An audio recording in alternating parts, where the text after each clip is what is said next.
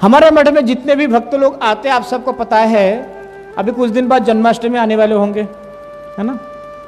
अभी कुछ दिन पहले रामनवमी चले गए, परंतु जगन्नाथ जी का कब है जन्मदिन?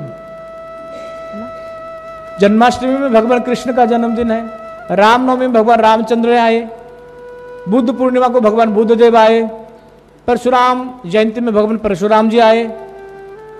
फिर जगन्नाथ जी का जन्मदिन कब है? बोले रथ यात्रा वाले दिन होते होंगे शायद। रथ यात्रा वाले दिन भी उनका जन्मदिन नहीं है। उनका जन्मदिन कब है? स्नान यात्रा के दिन। ये जो स्नान यात्रा है, जैसे भगवान कृष्ण के जब जन्म होते हैं मध्य रात्रि के समय में, तब उनका अभिषेक किए जाते हैं ना, उसी प्रकार जगन्नाथ जी उसी के दिन जन्म हुए थे, इसलिए उनका अभिषेक किए जाते हैं और इसको स्नान यात्रा के रूप में मनाए जाते हैं। बोलिए जगन्नाथ बलदेव सुभद्रा सुदर्शन जीव की जय। तो स्नान यात्रा में महाप्रभु जी स्नान यात्रा दर्शन करने गए। चैतन्य चरितामृत में वर्णन है कि स्नान यात्रा देखी प्रभु पैला बरसोक, ईश्वरे अनावसरे पाए महादो। स्नान यात्रा दर्शन करके महाप्रभु अत्यंत सुखी हुए, परंतु उसके बाद उनके मन में बहुत दुख हुआ। क्यों? क्योंकि स्नान यात्रा के बाद ही महाप्रभु जी 15 दिन के लिए अनावसर काल में चले जाएंगे। अभी 2 साल पहले क्वारंटाइन में गए थे ना, हम सब लोग गए थे। क्वारंटाइन का मतलब क्या है? आपने आपको एकान्नवर्ती कर लेना है। तो ये क्वारंटाइन सिस्टम जो है ये वैदिक काल से चलते आ रहे हैं। भगवान जगन्नाथ जी 4 तारीख को स्नान करेंगे, स्नान करने के बाद ना जुकाम हो जाएंगे, उनको बुखार हो जाएगा उनको, सही में। और बुखार के बाद उनको हर प्रकार के दवाई दिए जाएंगे। उनके वैद्य है जगन्नाथ जी के, पुरी में उनके अपॉइंटेड डॉक्टर है, मतलब डॉक्टर तो नहीं वैद्य कहते उनको, वैद्य है उनको। वो जगन्नाथ जी के स्वास्थ्य के लिए ही साल में एक बार दवाई देने के लिए वो अपॉइंट किए जाते हैं, जीवन भर के लिए। वो वैद्य जी जगन्नाथ जी के लिए होते हैं। और काढ़े बनाए जाते हैं अलग अलग से, जैसे कोरोना के टाइम में हमने काढ़े बहुत पिए ना, बहुत काढ़ा, तो जगन्नाथ जी को ऐसे काढ़ा भोग लगाया जाता है, बहुत स्वादिष्ट होते हैं, थोड़ा मतलब झांझ झांझ होते उसमें, है ना। तो जगन्नाथ जी को स्नान यात्रा के बाद जगन्नाथ जी के बुखार आ जाएंगे, जुकाम हो जाएंगे। 15 दिन के लिए जगन्नाथ जी अनावसर काल में चले जाएंगे, क्वारंटाइन कर लेंगे अपने आप को। इसीलिए महाप्रभु के मन में दुख हो रहे हैं कि अब 15 दिन तक मुझे दर्शन नहीं मिलेंगे जगन्नाथ जी को। मणिमा, जगन्नाथ जी का एक दूसरा नाम क्या है? मणिमा। जो उड़िया लोग है ना, जगन्नाथ जी को मणिमा मणिमा, महाप्रभु जी भी जब बिरह में आ जाते थे ना, तो जगन्नाथ जी को जग जग जग कई बार मणिमा मणिमा कह करके संबोधित किया करते थे। इसीलिए महाप्रभु जी बहुत दुखी हुए कि ईश्वरे अनावसरे पाइल महादुख। जगन्नाथ जी जब अनावसर काल के लिए चले जाएंगे तो उनका दुख होगा, इसीलिए क्योंकि उनको दर्शन नहीं मिलेंगे। और महाप्रभु जी नित्य प्रति उन्होंने अपनाया एक नियम कि नित्य प्रति पहले जगन्नाथ जी को दर्शन करना, उसके बाद दिन का प्रारंभ करना, उसके बाद अन्न ग्रहण करना, उसके बाद प्रसाद ग्रहण करना। अब 15 दिन तक क्या करेंगे महाप्रभु जी? गोपी भावे प्रभु बिरहे विहवल होइला।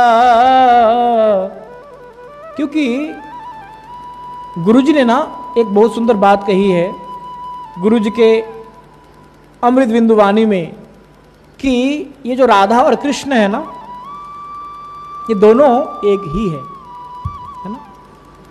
परंतु लीला संपादन के लिए द्वापर युग में दोनों अलग अलग रूप में आए हैं। कौन से युग में? द्वापर युग में लीला की पूर्ति के लिए दोनों अलग अलग रूप में बन करके आए जरूर है, परंतु दोनों है एक ही। जब लीला संपन्न हो गया तब वही राधा कृष्ण फिर से एक होकर के कलयुग में चैतन्य महाप्रभु बन करके आए, है ना। क्योंकि वो तो एक ही थे। एकात्म नावपी भुवि भुवो, एकात्म है वो, एक ही आत्मा है, दो शरीर हो सकते हैं। जैसे द्वापर में उनके लीला संपन्न हो गए, उद्देश्य संपादन हो गए, तब फिर से दोनों एक भूत होकर के चैतन्य महाप्रभु बन करके आए। तो इसीलिए महाप्रभु कभी कभी ना गोपी भाव में विभावित हो जाते थे और कभी कभी गोप भाव में विभावित हो जाते थे। कभी कभी गोप भाव में आ जाते थे। वो गोप भाव मतलब ग्वाले बन करके लीला करते थे, है ना। और कभी कभी गोपी बन जाते थे। गोपियों के जो भाव है वो मन में जागृत हो जाते थे। कभी कभी समुद्र को देख करके यमुना जी मान करके वो छलांग मार दिया करते थे। पुरी में गए अब लोग, पुरी में समुद्र है, बड़ी भयानक समुद्र है। तो महाप्रभु जी अचानक से मध्य रात्रि में निद्रा खुल गए। गोविंद को पता भी नहीं है मानो। महाप्रभु जी भागते हुए समुद्र के पास चले गए, यमुना यमुना कह करके यमुना जी में छलांग मार दी मानो। कई बार हुई है ऐसे। तो कहते कि गोपी भवे प्रभु बिरोहे बिहवल होइया, अलाल नाथे गेला प्रभु सवारे छारिया। जब विरह उनसे सहा नहीं गया कि 15 दिन कैसे बिताऊंगा अब मैं, तो महाप्रभु जी ने क्या किया, वहां से कुछ दूर, वहां से लगभग मुझे तो इतना आइडिया नहीं है, पर मैक्सिमम 35 से 40 किलोमीटर दूर, मतलब 35 से 40 किलोमीटर दूर पड़ता है अलालनाथ मंदिर। वो जगन्नाथ जी का ही अभिन्न स्वरूप है। तो जगन्नाथ जी ने उनको सपनादेश दिया महाप्रभु को कि देखो मैं 15 दिन तक दर्शन नहीं दूंगा, तुम चिंतित मत होना, तुम अलालनाथ में जाकर के मुझे दर्शन करना, वहां पर मेरा ही वो अभिन्न स्वरूप है। तो महाप्रभु जी जब वहां आकर के गोपी भाव में विरह कातर अवस्था में आकर के अलालनाथ जी को प्रणाम किया ना, तो प्रणाम करते समय शिला भी पिघल गए। इसीलिए वो शिला अभी भी अलालनाथ मंदिर में है, जहां पर महाप्रभु के घुटने, ये सब मस्तक से लेकर के जंघा से लेकर के सबका निशान अभी भी विद्यमान है। एक साष्टांग प्रणाम करने में जो भी निशाने होते हैं ना अलालनाथ में, अभी कुछ 4-5 महीने 3-4 महीने पहले भी हम लोग होके आए, जब पुरी में गए प्रचार में, तब वहां दर्शन करके आए थे। अलालनाथ जी के नाक में ना बहुत लंबे तिलक लगाए जाते, चंदन लगाए जाते, चंदन को घिस घिस करके लगाए जाते हैं, बहुत लंबा लगते हैं। तो हम जब गए, वो पंडित जी जो पंडा है वो भी दिल्ली में आते रहते हैं, है ना। तो बड़े प्रेम से हम दर्शन किए। उसके बाद फिर वो चंदन हमें दिया, प्रसादी चंदन, तुलसी दिए हमें। तो इस प्रकार से अलालनाथ में जाकर के महाप्रभु जी 15 दिन तक जगन्नाथ जी का दर्शन करेंगे। देखिए रामचरितमानस में गोस्वामी जी ने कहा है कि हरि व्यापक सर्वत्र समाना, प्रेमित प्रगट भय में जाना। कि हरि व्यापक सर्वत्र समाना, प्रेमित प्रगट भय में जाना। कि हरि सर्वत्र में है, हर जगह में विराजमान है, बस उनको प्रकट करने के लिए अगर आवश्यक है तो किस चीज की आवश्यक है, प्रेम की आवश्यक है। तो कलियुग में अगर भगवान कृष्ण के साक्षात स्वरूप विद्यमान है तो वो कहां पर है, जगन्नाथ जी में। जगन्नाथ जी के रूप में कलियुग में साक्षात भगवान कृष्ण ही विद्यमान है। ये शास्त्रों की मान्यता है कि जगन्नाथ जी में जो ब्रह्म है ना, भगवान कृष्ण ने द्वारका लीला में जब अपने लीला संपन्न करते हुए गोलक वृंदावन के लिए प्रस्थान किए, है ना, अपने हृदय को छोड़ करके चले गए थे। वो अपने हार्ट को, हृदय को छोड़ करके चले गए थे। वही कृष्ण के अभिन्न हृदय जगन्नाथ जी में प्रतिस्थापित कर दिया गया। वो हृदय अभी भी है। और जब बरसों बाद जब उसका नव कलेवर होता है, जैसे अभी 2018 में हुआ था, जो जगन्नाथ जी के विग्रह है ना, उसको क्या कहा जाता है, दारू विग्रह। क्या, दारू विग्रह। एक तो दारू है शराब, वो वाला दारू नहीं है। तो दारू शब्द का जो है यहां पर बहुत विस्तार से व्याख्या किया गया है। दा धातु खंडन, दा धातु एक है संस्कृत के हिसाब से। दा धातु के अर्थ होता है खंडन, खंडित करना, भेद करना, अलग करना, है ना। और एक अर्थ होता है ददाति। स्कंद पुराण में वेदव्यास जी इसका अर्थ निकालते हैं कि खंडयति सर्वदुखानम अखंड आनंदयाति इति दारु, तस्मात् दारु इति प्रोक्तम, कि खंडयति सर्व दुखानाम, जो सभी प्रकार के दुखों का खंडन करे। या फिर एक दृष्टि से यह कहा जाए कि जब तक हम खंडित भावना में रहते हैं ना, जब तक हम भेद भावना के साथ रहते हैं ना, तब तक सभी प्रकार के दुख हमें जकड़ करके रहते हैं। उसके बाद कहते कि अखंड आनंद दायती, जब अखंड आनंद का अनुभव हमें तभी संभव होगा जब हम खंडित नहीं रहेंगे। खंडित रहने का मतलब भेद दृष्टि नहीं करेंगे, है ना। तो खंडयति सर्व दुखानाम, जो हमारे सभी प्रकार के दुखों का निवारण करे, एवं अखंड आनंद दायती, अनंत अनंत आनंद प्रदान करे, वही दारू ब्रह्म जगन्नाथ जी है। तो क्या हुआ कि ये जो 4 तारीख को पूर्णमासी आने वाली है ना, तो वो स्नान पूर्णिमा या देव स्नान पूर्णिमा कहा जाता है उसको। वो पूर्णमासी से 14 दिन पहले क्या हुआ, इसके पीछे और भी एक बहुत बड़ी कहानी है, उसमें नहीं जाएंगे। 4 तारीख के लिए भी कुछ रखेंगे श्रवण करने के लिए, नहीं तो फिर सब खत्म हो जाएगा। फिर लोग बोलेंगे वो तो बार बार यही कथा सुनाते प्रभु जी, है ना। तो क्या हुआ कि पूर्णमासी से 14 दिन पहले 3 दारू यानी कि लकड़ी को भी दारू कहा जाता है ना, तो दारू के खंड यानी लकड़ी के खंड 3 खंड समुद्र रास्ते से बहते हुए आए, आकर के कहाँ टिके, चक्र तीर्थ नामक एक स्थान है ना, जहाँ पर हमारे भक्ति प्रमोद पुरी गोस्वामी महाराज जी ने मठ की स्थापना की, गोपीनाथ गौरी मठ जहाँ पर है, उस स्थान का नाम क्या है, चक्र तीर्थ। वहाँ पर लगभग जगन्नाथ मंदिर से दूर है, करीब करीब 6 किलोमीटर की दूरी है, 5-6 किलोमीटर की दूरी पे है। तो चक्र तीर्थ में आकर के वो लकड़ी टिके। वहाँ पर प्रद्युम्न राजा इंद्रद्युम्न को सपनादेश हुए कि ये दारू आए, इनको तुम संरक्षित करके ले जाओ। वो संरक्षित करके लेके आए तो उनके सपनादेश हुए कि ये एक वयोवृद्ध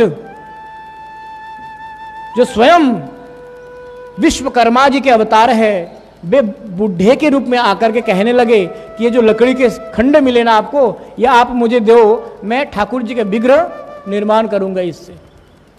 बोले महाराज ठीक है कोई बात नहीं, कितने समय लगेंगे। बोले देखो समय तो कम से कम 21 दिन चाहिए मुझे। ठीक है कोई बात नहीं।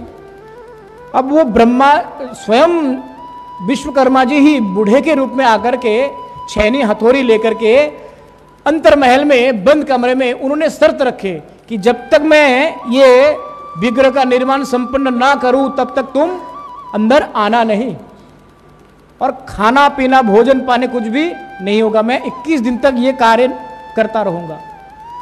ठीक है। अब 2-3 दिन तक तो शब्द सुनाई दिए, है ना, जैसे मानो लकड़ी को अगर वो करेंगे छैनी हथौड़ी से तो शब्द तो सुनाई देते हैं। जैसे जैसे समय बीतता गया वैसे वैसे शब्द आना बंद हो गया। राजा के मन में भय हुआ कि इतने बुढ़ापे में क्या पता वो अंदर मर ही नहीं गया हो। उनके मन में उत्कंठा और भी प्रबल होने लग गए कि ऐसा तो नहीं कि वो मर ही गया अंदर ही अंदर और मुझे पता ही नहीं है। तो उन्होंने 14वें दिन, जो 14 दिन गुजरने के बाद 21 दिन पूर्ति होने से पहले ही उन्होंने दरवाजा खोल दिया, और जैसे ही दरवाजा खोल दिया साथ साथ वो विश्वकर्मा जी जो आए हुए थे ना, वहां से वो निश्चिन्त हो गए, क्योंकि वो कोई बूढ़ा नहीं था, कोई कारपेंटर नहीं था, वो स्वयं विश्वकर्मा जी थे। तब उन्होंने देखा कि ये बुढ़े गया तो गया कहाँ। तब वहां पर जगन्नाथ जी उनको आकाशवाणी के द्वारा ये संदेश दिया कि देखो ये जो मेरा विग्रह है ना, ये ही मेरा पूर्ण स्वरूप है। कई लोग कथा में कहते हैं कि जो जहां तक बनाया वहां तक रह गया, पूर्ण होने ही नहीं दिया। भगवान कभी अपूर्ण नहीं हो सकते। भगवान का ये पूर्ण रूप है, और केवल पूर्ण रूप नहीं है, भगवान का ये प्रेम स्वरूप है। क्या है? प्रेम स्वरूप है। तो भगवान जगन्नाथ जी ने वहां पर महाराज इंद्रद्युम्न को कहा कि महाराज यही मेरा पूर्ण स्वरूप है। इसी रूप का दर्शन मैंने देवर्षि नारद जी को द्वारका में दिया था। कहां पर? जब महिषियों ने मन में इच्छा जाहिर की कि हमने वृंदावन गए नहीं कभी, और वृंदावन में कृष्ण ने कौन कौन सी लीलाएं किए हमने कभी देखा नहीं, सौभाग्य नहीं हुए, परंतु सुने बहुत है। तो हमारी इच्छा है कि हमें वो वृंदावन की कथा ना कोई एक बार अगर सुना देना तो तृप्त हो जाए हम, पर सुनाएगा कौन? तो वृंदावन की लीलाओं को संपूर्ण रूप में आत्मसात करने वाली थी कोई, कौन थी वो? रोहिणी माता। कौन थी?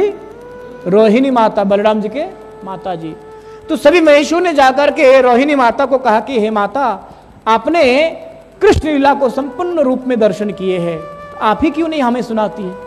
बोले देखो बेटा, ये जो कृष्ण कथा है ना, ये अत्यंत प्रेममय कथा है इनकी। अब इन कथा में हमें किसी प्रकार का रसभंग हो जाए ना तो फिर अपराध लगेंगे हमें। तो इसीलिए इसका एक उपाय है कि गलती से भी अगर हम कथा सुनते सुनते उस कथा स्थल में अगर कृष्ण बलराम आ गए ना तो उस रस का हम आस्वादन दोबारा नहीं कर पाएंगे। तो क्या करना है कि किसी को द्वार में प्रहरी करके रख दो कि कोई अंदर तक न आ पाए और हम नियमित रूप से कथा को आस्वादन कर पाए। तो कहा किसको रखा जाए? बोले सुभद्रा को रख दो।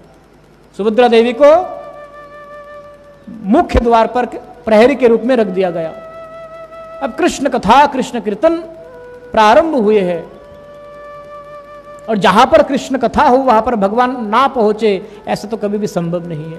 इसीलिए स्वयं भगवान कहते हैं नाहम तिष्ठामि वैकुंठे योगिनाम हृदयेन च मद भक्त यत्र गायन्ति तत्र तिष्ठामि नारद। हे नारद, मैं वैकुंठ में नहीं रहता हूं, मैं योगियों के हृदय में भी नहीं रहता हूं। मेरा भक्त लोग जहां पर हरि कीर्तन करते हैं, हरि सुमिरन करते हैं, मद भक्त यत्र गायन्ति तत्र तिष्ठामि नारद, मेरा भक्त लोग जहां पर कीर्तन करते हैं ना वहां पर मैं अपने आप को प्रकट कराता हूं।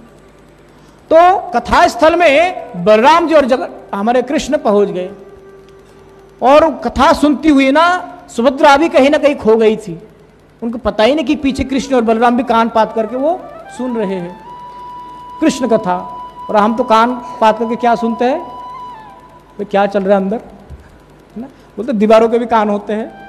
तो कहने का मतलब है ये कथा को सुनते करके सुभद्रा देवी के जो भाव है ना इतना प्रगट हो गए, कब वो पिघल गई उनको पता ही नहीं चला।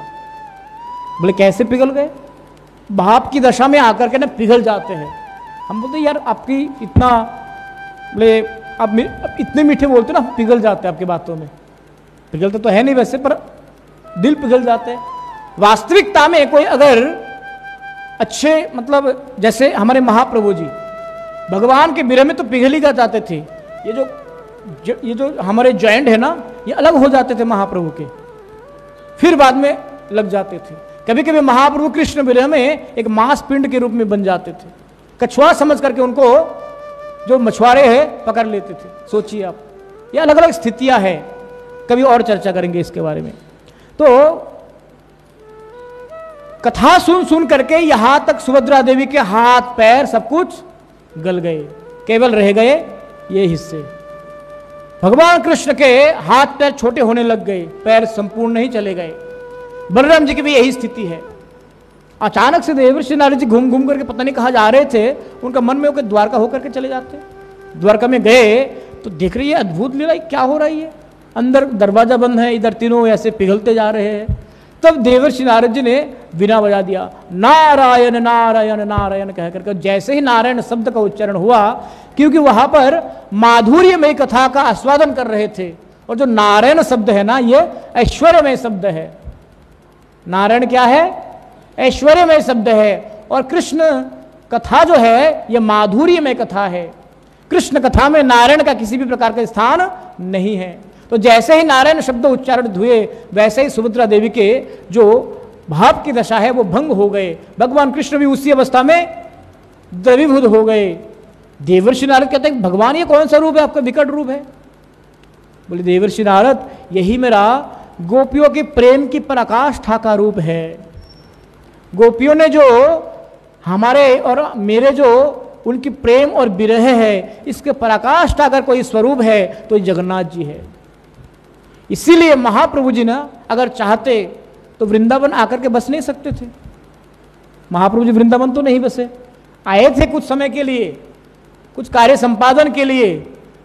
बाद में जब देखा कि ये कार्य इतना आसान नहीं है, समय लगेंगे, बहुत अधिक समय लगेंगे, तो उन्होंने क्या किया, अपने शिष्यों को प्रेरण किया, भाई तुम ये सब सेवा करो, मैं पुरी में अवस्थान करूंगा। क्यों? क्योंकि जगन्नाथ जी को दर्शन करके ना महाप्रभु जी वो आस्वादन करते थे कि ये वो कृष्ण है, ये कृष्ण का ये अभिन्न स्वरूप है जो गोपियों के प्रेम का प्रादुर्भाव का एक प्रमाण है। गोपियों के प्रेम में पिघलती हुई भगवान का साक्षात दर्शन अगर हमें करना है तो जगन्नाथ जी में जाना है।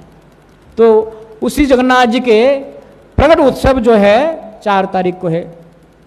तो आज ही 4 तारीख को ही जगन्नाथ जी प्रकट हुए थे। पौर्णमासी से संपन्न होने से उस पौर्णमासी में ज्येष्ठ शुक्ल के पूर्णिमा में बोलिए जगन्नाथ बलदेव सुभद्रा सुदर्शन जीव की जय। तो इस प्रकार से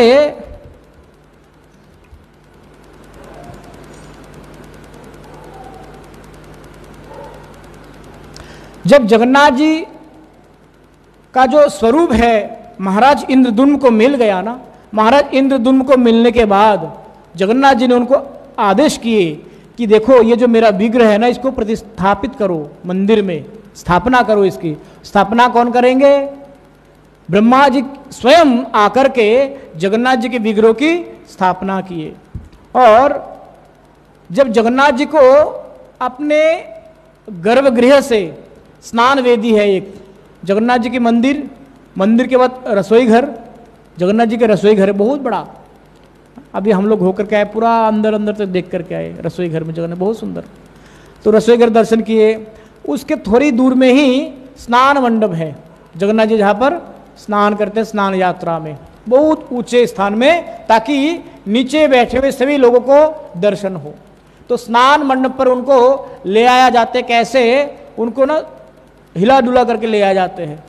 जैसे हम बच्चों को नए जब बच्चे चलने सीखते हैं ना घुटमल के बल पर, तो उनके दोनों हाथ पकड़ करके हम अपने पैर जो है उनके पैरों में फंसा करके चलना सिखाते हैं ना। तो ऐसे ही मानो भक्त लोग वात्सल्य रूप में जगन्नाथ जी को क्या करते हैं, ऐसे रस्सी बांधते हैं जगन्नाथ जी में, रस्सी बांध करके कोई खींचते हैं, कोई जगन्नाथ जी को ऐसे ठेलते हैं, और कोई क्या करते हैं जगन्नाथ जी के नीचे, जगन्नाथ जी को कई बार नीचे रखना पड़ता है, इतना प्रकांड भारी है ना जगन्नाथ जी। तो क्या करते हैं वहां पर जो रेशम के तकिए जैसे होते हैं ना, उसको रखे जाते हैं। तो ऐसे ही हमारे वही जगन्नाथ जी के अभिन्न स्वरूप जगदीश पंडित जी जब पुरी में दर्शन करने गए ना, दर्शन करने के बाद जब घर लौटने का समय आया तो विरह में रहा नहीं गए उनसे कि मैं अब चला जा रहा हूं, जगन्नाथ जी को दर्शन नहीं कर पाऊंगा, क्या करूं? तो जगन्नाथ जी ने सपनादेश किए कि मेरा नवकलेवर होने वाले हैं, नवकलेवर के बाद मेरा जो अवशेष विग्रह रह जाएगा ना, उसको आप ले जाना, नित्य प्रति आपको दर्शन करने का सौभाग्य मिल जाएगा। तो राजा से बातचीत हुई, राजा ने उनको दे दिया, एक दंड दिया, वो बांध करके ले जाते ना पुराने दिनों में। अब बाकी की कथा हम सबको पता है। फिर जगन्नाथ जी चक्रधर में जाकर के रुक गए, वहाँ पर जगन्नाथ जी रह गए। फिर जगदीश पंडित जी मायापुर से चकदा में चले गए, अपना सब कुछ जायदाद भी वहाँ ले गए, जगन्नाथ जी की सेवा होने लग गए, बहुत सुंदर सेवा चलते जा रहे थे। अचानक से वंश परंपरा क्रम से बहुत दिनों बाद उनके जो परंपरा में आए हुए वंशावली थे, वे इतना श्रद्धालु नहीं थे या इतने अच्छी तरीके से भगवान की सेवा नहीं कर पा रहे थे। तो फिर उनके मजबूरन उन्होंने क्या किया, हमारे परम गुरु जी को, हमारे जो संस्थान के फाउंडर है नित्य लीला प्रविष्ट श्रीमद भक्तिवेदांत माधव गोस्वामी परम गुरु महाराज जी, उनको वो मंदिर हस्तांतरित किए। फिर परम गुरु जी ने उस मंदिर का सर्वांगीण विकास किए गुरु जी के माध्यम से, और आज बहुत सुंदर मंदिर बन के तैयार है, बहुत सुंदर। आज तो इतना सुंदर है वहाँ का परिवेश, और मेला लगता है वहाँ पर 7 दिन तक, 3-4 दिन या 7 दिन ऐसा कुछ मेला लगता है। अभी मेला चल रहा है वहाँ पर, पूरा गांव का लोग वहाँ पर मेले में आते हैं। तो स्नान यात्रा के दिन वहाँ पर जगन्नाथ जी को स्नान कराए जाएंगे। एक लौता जगन्नाथ मंदिर है विश्व भर में जहाँ पर रथ यात्रा नहीं होती है। किसी भी जगन्नाथ मंदिर में रथ यात्रा जरूर ही होंगे, परंतु एकमात्र ऐसा जगन्नाथ जी का मंदिर है जिस मंदिर में जगन्नाथ जी की रथ यात्रा नहीं होती है, केवल वहां पर स्नान यात्रा होते हैं। क्यों? क्योंकि जगन्नाथ जी ने विशेष करके जगदीश पंडित जी को कहा था कि तुम मेरी रथ यात्रा नहीं करना, क्योंकि मैं ही तो वो पुरी का जगन्नाथ हूं, पुरी से आए हुए थे ना वो, तो पुरी में तो जगन्नाथ जी के रथ यात्रा होंगे ही होंगे, अलग से मेरी यहां पर करने की आवश्यक नहीं है। मेरा जो स्नान यात्रा है ये विशेष प्रकार से तुम इसको मनाना। तो एकमात्र ब्रह्मांड के जगन्नाथ ऐसा जगन्नाथ मंदिर है जहां पर रथ यात्रा नहीं होती है। बोलिए चक्रधर स्थित जगदीश पंडित जी के सेवित विग्रह श्री जगन्नाथ जी की जय। तो उस दिन स्नान यात्रा होंगे, तो स्नान यात्रा के दिन हमारे गुरुजी हर साल वहां जाया करते हैं। गुरुजी पहले क्या करेंगे, गंगा जल ले आएंगे, क्योंकि गंगा पास में ही है, बिल्कुल पास में नज़दीक में गंगा जी है। तो गंगा जी से गंगा जल ले आएंगे, गंगा जल ले आकर के फिर उनका अभिषेक होंगे। अभिषेक जो करेंगे वो आचार्य देव स्वयं सब कुछ संपन्न करते हैं। तो इसलिए हमारे पूज्य बाबा विष्णु महाराज जी अपने पार्षदों के साथ वहाँ पर आज पहुँच चुके हैं।